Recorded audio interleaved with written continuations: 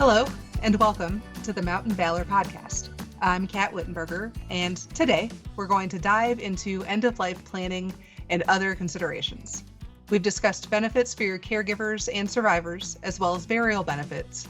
But this week, we'll chat about end-of-life wishes and some care options. Lindy is an amazing and compassionate lady who has a ton of life lessons for all of us.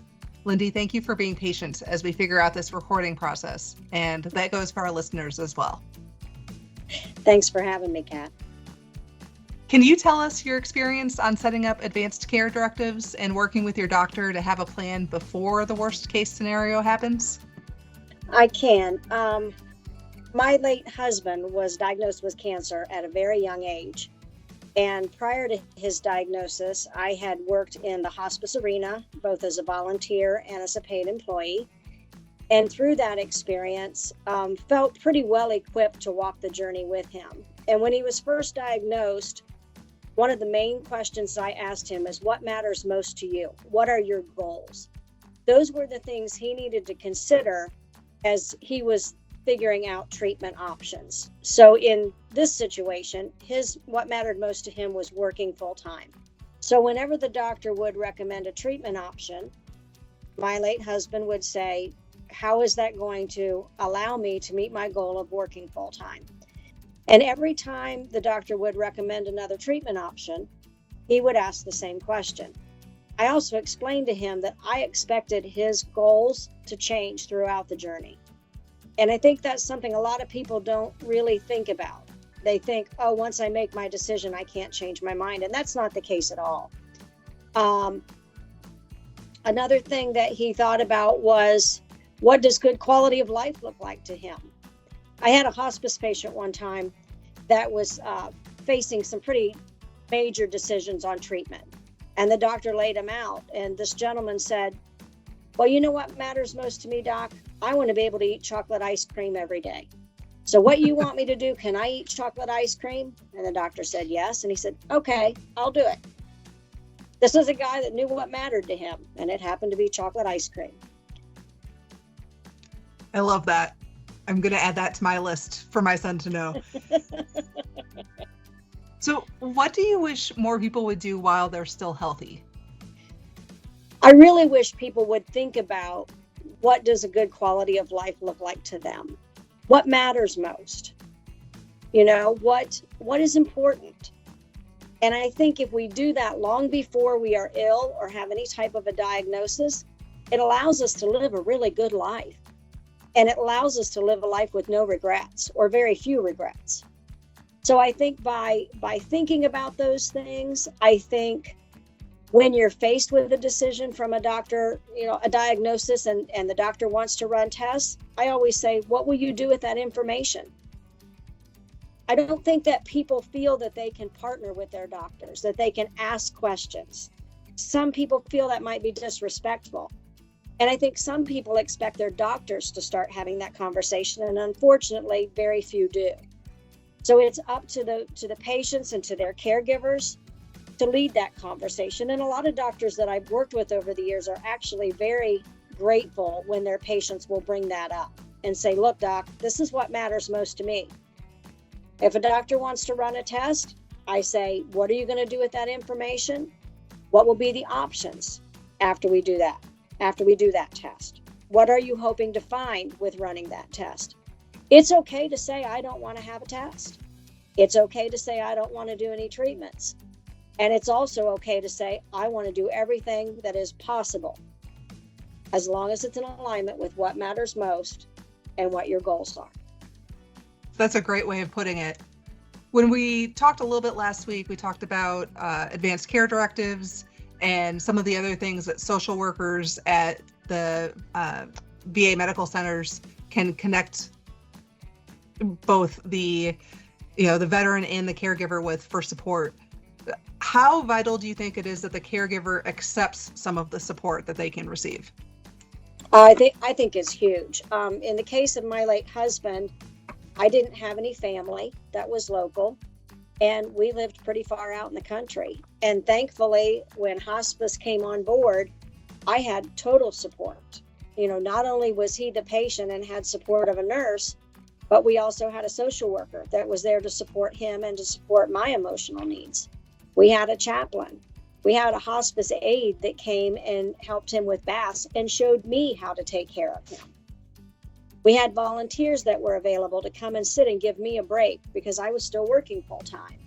So that support was amazing. Another thing that hospice allowed us to do was to look into having caregivers, paid caregivers that we would pay for, but they gave me a list of folks that they recommended that could come and sit while I worked. And I can't imagine going through that without having those resources. As a matter of fact, when my husband signed up for hospice and they came and admitted him at our home, the next day he said, if I'd known hospice was this, we'd have done this a lot sooner. And I can't imagine going through that journey without having hospice by our sides. Are there any other things that you wish you would have known before the process started? I had an advantage that I knew a lot about the process for having worked in hospice and been a volunteer. I think as I go through it and I look at other people when I was working in hospice and what they went through, so many times we rely on our healthcare system to lead us, and they don't. That it's just not the way our healthcare system works. So we have to take it upon ourselves to ask the questions. So my recommendation would be talk to as many people as you can that have been through a similar situation, ask all the questions you can, and just take notes. Just constantly be taking notes. Write down your questions and keep asking until you find somebody that can help you. So what about for the people who don't feel like they deserve that help, either the veteran who's struggling or the caregiver who loves them? It was not unusual for me when I was working in hospice to run across a patient that did not want it because they didn't feel they needed it. And I would say to them, let's think about your spouse. Let's think about the support your spouse is going to get. Not going to be about you. It's going to be about your spouse. I had a prime example. My mother and stepfather were in hospice at the same time. And my stepfather was admitted first, and he didn't want a social worker. He said, we don't need a social worker. To which I looked at him and said, I have two parents dying at the same time. You might not need one, but I think I do. But hospice honored his wishes, and the social worker didn't come back. But she met me once a week at Wendy's and had lunch. So it was a great situation where he got to say what he wanted, and I got to say what I needed. And it was met. That's amazing. Is there anything that people can arrange through hospice that you don't think they know about? Oh, yeah. Hospice is unfortunately very misunderstood. You know, a lot of people think hospice is going to come in and help you die. And hospice does not prolong or hasten death. To be qualified for hospice, you have to be given a terminal diagnosis, which just means that the doctor would not be surprised if the patient passed in 6 months. That doesn't mean you have to pass in 6 months. It means if the disease progressed on its normal course, the doctor would not be surprised. And you have to stop any aggressive treatments. In the case of my parents again, my stepfather, when he went into hospice, they were very young. They were 60 and 63. And he wanted to get his dream car, which was a candy apple red PT Cruiser. So we went out and bought it. And hospice came to the house and they celebrated when he brought his car home. And we had a party for him. His pain, he had cancer, and his pain was managed so well that he safely drove that car for 4 months. When I got there one day and he handed me the keys and he said, I don't think it's safe for me to drive anymore. And I said, will you tell me when you want to go for a ride? And he said, I think I'm just going to go sit in the driveway and sit on the heated seats and listen to the radio. And I said, well, then that's what you should do. But hospice is really about living the days that we have left. You know, it's how can we make your days enjoyable? When I was a volunteer, I sat with a patient that had a convertible, and he loved that car. So when I would go sit with him while his wife went and ran errands, he'd want to take me for a ride in the convertible. So that's what we did. Sometimes we would take long rides. Sometimes we took short rides. But it was really, how can I support him doing what matters most to him? We've even arranged for hospice patients to go on vacation. We set them up with a hospice in the town that they're going to be vacationing in so that they still have support, and they go and enjoy their vacation, or they go visit family out of state. I mean, it truly is about living the days of your life. That's incredible.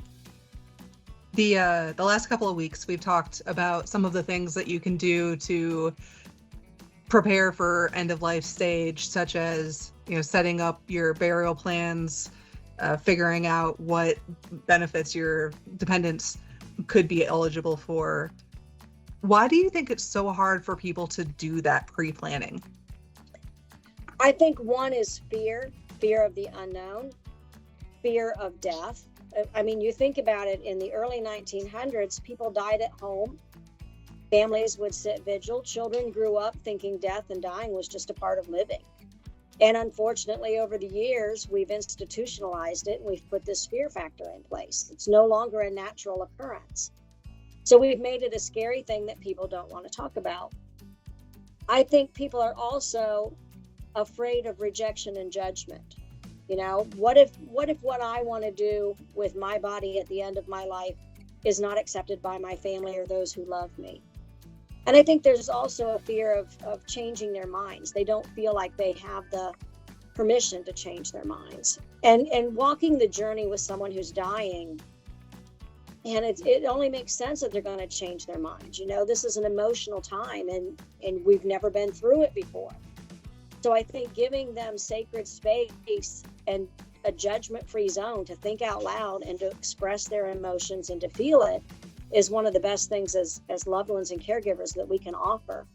I had family that I sat with a lot of times in hospice. It was very difficult for adult children to hear their parents say they wanted to go into hospice. They wanted to stop treatment. And I sat with a family and their adult children while we were having that discussion. And they really were not accepting of their mother's desire to go into hospice and stop treatment. And I said to the son, if your mother wanted red shoes for Christmas, what would you buy her?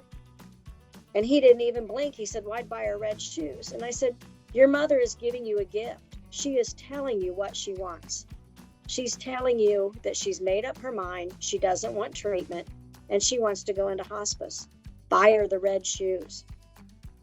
And he just kind of looked at me, and I experienced this with my parents. My mother, before she was diagnosed, had a seizure and was on life support. And she had done an advance directive, and I knew where it was. And it was difficult. I had to get the advance directive, and I had to take it to the hospital. Thankfully, by the time I got there, she was awake, and so I did not have to make that decision to take her off of life support. But afterwards, we were able to have a conversation, and I was able to thank her for giving me the gift of making the decision for me. It truly is a gift we give to those we love, to make our decisions, to do our advanced care planning ahead of time, and to share that information. Thanksgiving's coming up. You don't want to talk about politics with your family? Talk about your advance directives. It's a whole lot easier to talk about these days than politics. In some ways, that's probably true. Do you have anything else you want to share? One of the questions that you had asked me in the email was, what can we do how can we help those that have been given a serious or terminal diagnosis? And I think one of the best gifts we can give is the gift of sacred space.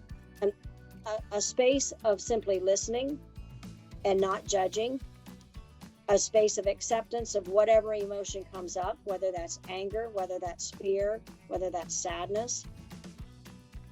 I'm an end-of-life doula, and one thing I learned during that training was how to simply be with people and to realize it's not my journey, but I can create a sacred space for that person to feel whatever it is they're going to feel. And it was a huge gift that they gave me to walk that journey. It was an honor and a privilege. And it was a gift that I could give them of a safe space to just feel whatever it was they needed to feel. We don't have to have all the answers. All we have to do is to simply say, I will walk the journey with you, and I will help you get the answers. It's hard to not project what it is we would do.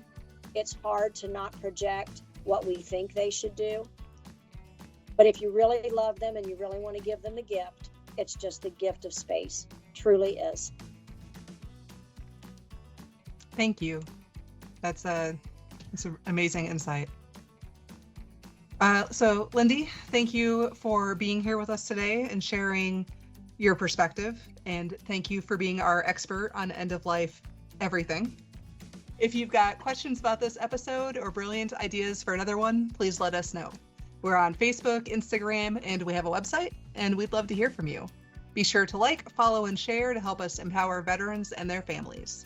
And if you like what we're doing and want to support us, check out our micro donation page at Buy Me a Coffee or our website at mtnvalor.org. See you next week.